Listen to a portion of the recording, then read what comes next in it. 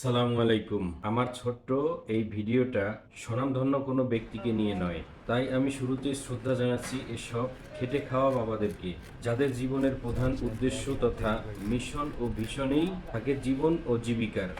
ভিডিওটা করেছিলাম রোজার ভিতরে। ভিডিওটা যে কতটা অর্থবহ, যখন করেছিলাম তখন মাথায় এতটা কাজ করেনি। সম্ভবত ওনার দুইটা মেয়ে, একটা বিয়ে দিয়েছেন, অন্য একজন লেখাপড়া করে। ছোট মেয়ে আবদার করেছে ঈদের আগে একটা বোরখা ও কিছু নূতন টাকার, তাই দিনরাত এভাবে পরিশ্রম। আসলে বাবার ডেফিনেশন আমি কি দিব আমার অজানা। আমরা ঈদের সময়ে যারা জাকাত দিয়েছি, তারা কোথায় দিয়েছি, কাকে দিয়েছি, একটু হিসাবটা মেলাবেন প্লিজ। কথায় আমার আছে টাকা আমরা কি মানুষ করে দেখেন নাকি আপনি? তার স্বপ্নের চেয়েও বড়। কিন্তু আমি বাবাকে আরে প্রশ্ন মশা রে, করতে হাজার পারিনি হাজার তার মশা। জীবনের স্বপ্ন কি।